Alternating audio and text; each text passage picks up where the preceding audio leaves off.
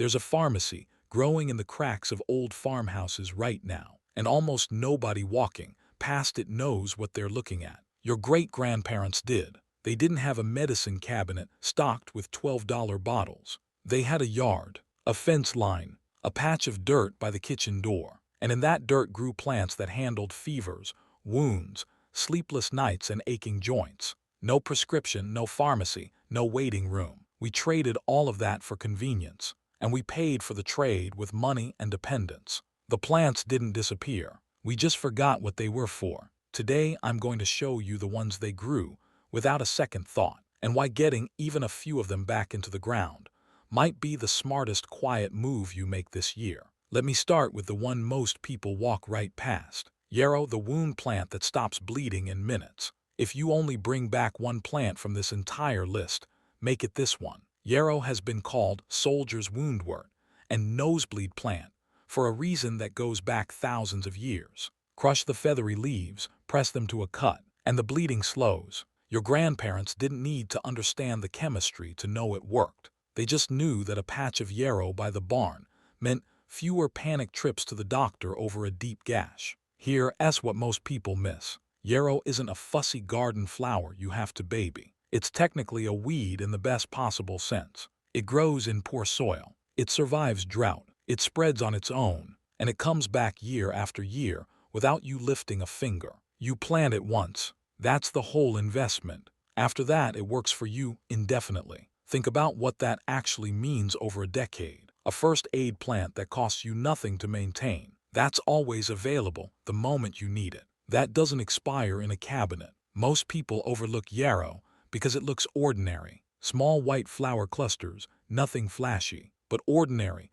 is exactly why it survived in every farmyard in the country. The flashy plants needed attention. Yarrow just delivered, and it does more than stop bleeding. The same plant has been used to bring down fevers by encouraging sweating, and as a tea to settle a sour stomach. One plant, 3 jobs, 0 recurring cost. That's the kind of math our grandparents did instinctively, and it's the kind we forgot how to see. Calendula, the skin healer hiding as a cheerful flower. Walk through any old garden, and you'll find these bright orange and yellow blooms, and almost everyone assumes they're just there to look pretty. That's the disguise. Calendula is one of the most useful skin-healing plants ever grown, and it spent generations sitting in plain sight, while people admired it for the wrong reason. The petals, infused into oil or made into a salve, work on chapped skin, minor burns, scrapes, diaper rash, and the kind of dry, cracked hands that come from real work.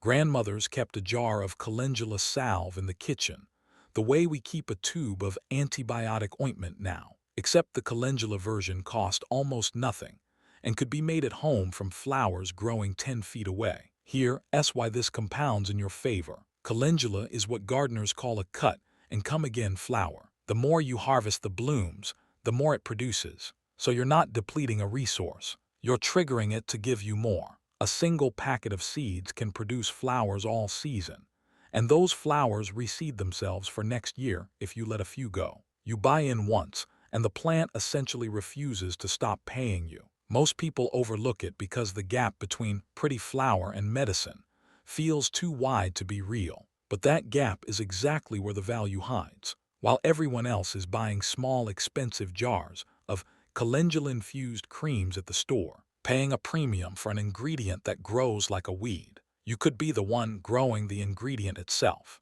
The markup on these products is enormous, and it exists only because most people don't know how simple the source is. Chamomile, the sleep and calm plant worth more than you think. Everyone's heard of chamomile tea. Almost nobody grows it. That disconnect is the whole opportunity. We've been trained to think of chamomile as something that comes in a box of tea bags, processed, packaged, and marked up. But it started as a low, daisy-like plant that practically carpets the ground and produces small flowers you can dry yourself. Those flowers, steeped in hot water, are the original calming drink, used for generations to settle nervous stomachs, ease tension, and help restless people finally sleep. Here's the part that should make you pause. Sleep and calm are 2 of the most expensive things to buy in the modern world. People spend fortunes on supplements, gummies, teas, and aids trying to wind down at the end of the day. Your grandparents grew their version for free in a corner of the yard. The plant asks almost nothing. It tolerates poor soil and actually prefers not to be pampered. And it gives back something people now pay a premium to chase. The compounding angle is quieter but real. When you grow your own chamomile, you stop being a customer for a category of products you'd otherwise keep buying for the rest of your life. Every cup you brew from your own dried flowers is a cup you didn't pay for. Multiply that over years, and the small patch of unremarkable flowers becomes one of the better quiet investments in the garden, not because it's expensive to grow, but because it permanently removes a recurring cost. And there's a bonus most people don't know. Chamomile is a companion plant that improves the health of plants growing near it. So it's not just paying its own way, it's helping the rest of your garden do better too. Comfrey, the plant called nitbon for a reason. This is the one your grandparents knew, and most modern gardeners have never heard of, and that forgetting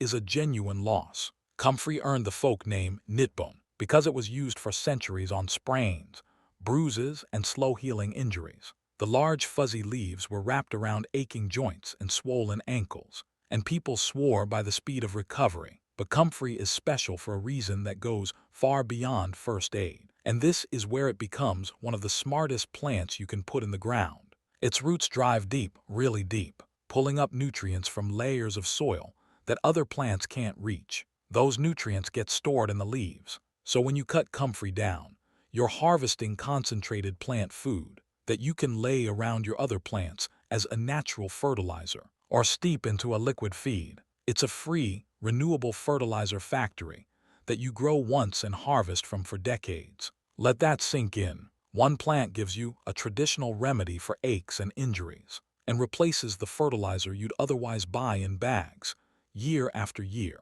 The cost savings stack on both ends. Why does almost everyone overlook it? Partly because it fell out of fashion, and partly because comfrey is so vigorous that nervous gardeners avoid it. But that vigor is the point. It thrives on neglect. It comes back stronger every time you cut it. And a single established plant can produce armloads of material multiple times a season. Plant it somewhere it can stay. It's a long-term resident, and it becomes one of the hardest working living things on your property. People hunting for permaculture secrets are often just rediscovering what comfrey-growing grandparents already practiced. Lemon balm, the mood lifter that spreads itself for free. Brush your hand across this plant and you'll catch a bright, lemony scent that has been calming people for hundreds of years. Lemon balm was a fixture in old kitchen gardens, used as a tea to lift low moods, ease anxious tension, and settle the stomach. It was the plant you reached for when the day had worn you down.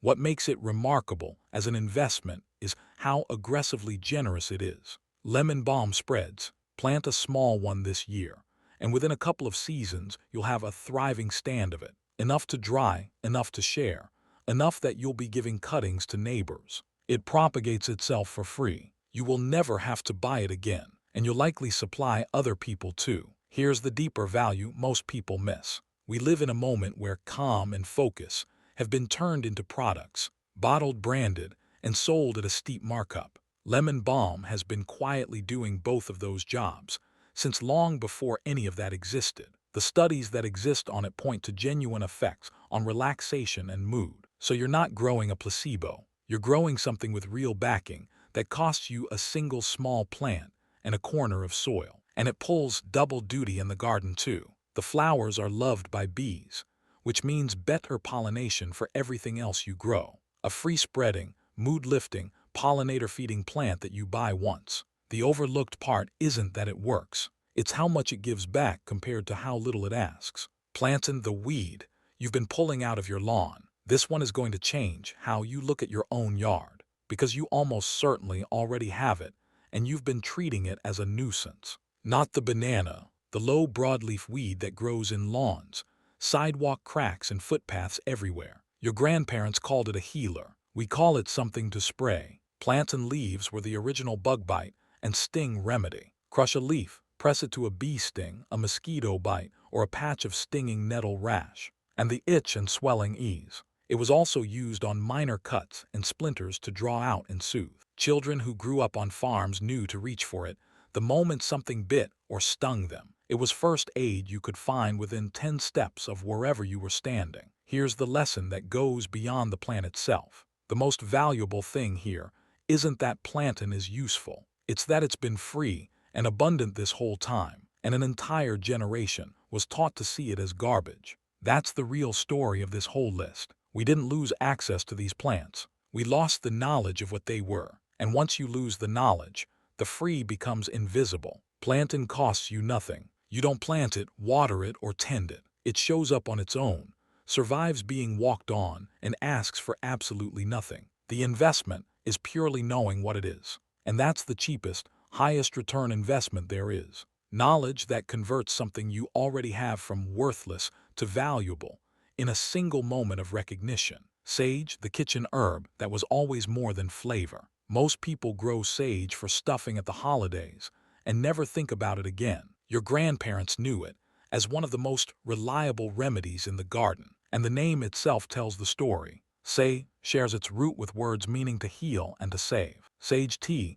was the standard treatment for a sore throat, used as a gargle that genuinely soothed irritation and inflammation. It was reached for during colds, for mouth and gum troubles, and for calming digestion after a heavy meal. The same plant sitting in the spice rack was once the first line of defense when someone in the house came down with a scratchy throat in the night. Now think about the economics. Sage is a perennial woody herb. Plant it once and it returns for years, getting bushier and more productive as it ages. It tolerates drought, shrugs off poor soil, and resists most pests on its own. Because its own oils protect it, there is almost no plant that gives so much for so little ongoing effort. A single sage plant established by your door can outlive a decade of store-bought remedies and seasonings combined. The reason people overlook its medicinal side is simple. We filed it under cooking and never reopened the file. But that narrow view is costing people. The same leaves you.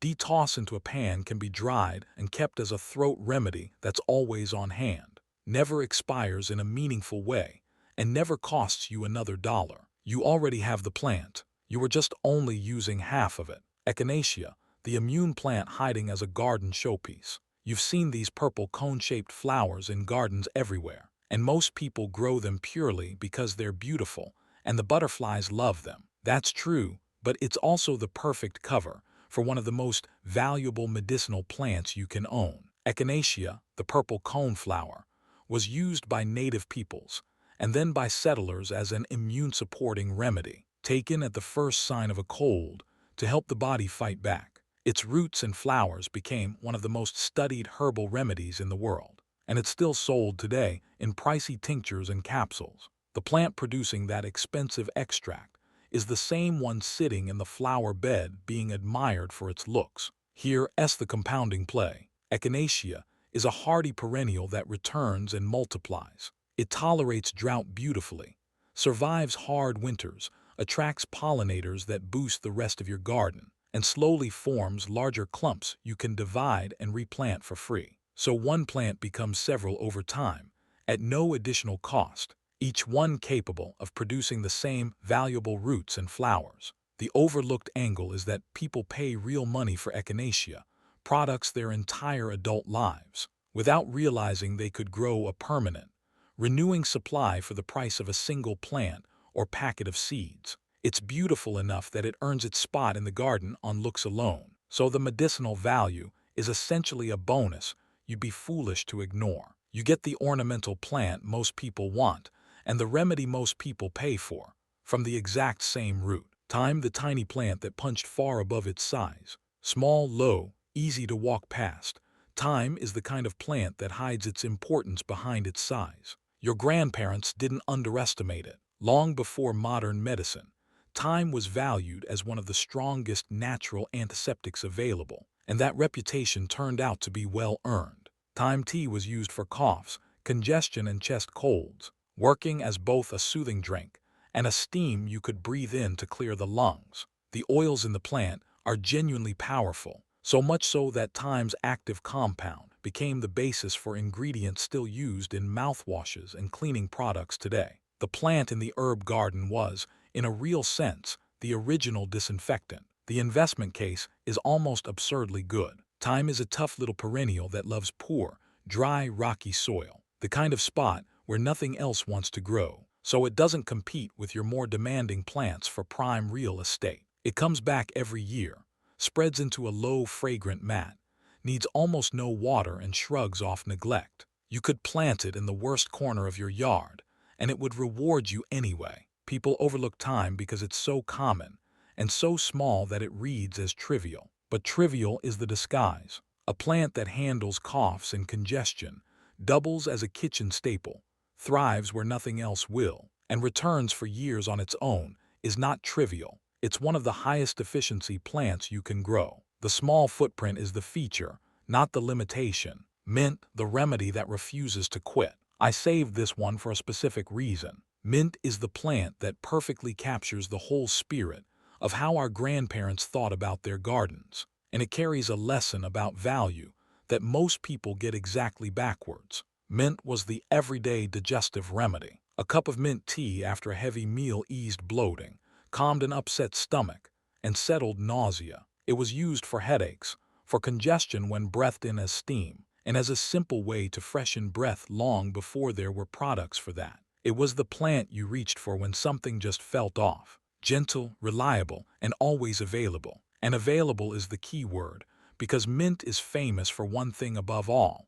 It spreads relentlessly. Modern gardeners are warned to contain it because it will take over. But flip that warning around and look at what it actually means. You are being warned that this medicinal plant is so eager to give you more of itself that you can barely stop it. Plant it once, ideally in a pot or a contained spot, and you will have an endless, self-renewing supply for the rest of your life. There is no plant on this list that more aggressively refuses to make you a repeat customer. That's the lesson, and it's the thread running through everything I've shown you. We were taught to value what's scarce, expensive, and packaged. Our grandparents valued what was abundant, free, and alive. Mint's problem, that it gives too much, is exactly the quality that makes it priceless. The modern world sells you scarcity. The old garden was built on abundance. Your move. So here's where I leave you, and I want you to take this seriously, because this is the part that actually matters. You don't need all of them. That's the mistake people make. They get inspired, they try to do everything at once, and they end up doing nothing. The whole reason these plants survived in our grandparents' gardens is that they were chosen to be easy, to come back on their own, and to ask almost nothing in return. You're allowed to start small. You're supposed to. So pick two, just two from this list. Choose the ones that solve a problem you actually have. If you don't sleep well, that's chamomile or lemon balm. If you've got kids who are always getting scrapes and stings, that's yarrow, calendula, and plantain. If you're tired of buying expensive fertilizer and remedies both, comfrey does both jobs at once. If you want something beautiful that quietly earns its keep, that's echinacea. Pick two and get them in the ground or in a pot this week. Not someday this week, while you still feel this. Because here's the truth that the whole modern system is built on you not knowing. One good plant in the ground is worth more than 100 good intentions. It works whether you're paying attention or not. It comes back whether you remember it or not. It compounds quietly, year after year, the way real wealth always does. Your grandparents didn't have more knowledge than you. They just hadn't forgotten this part yet. Now you haven't either. Two plants, this week. That's how you start taking it back.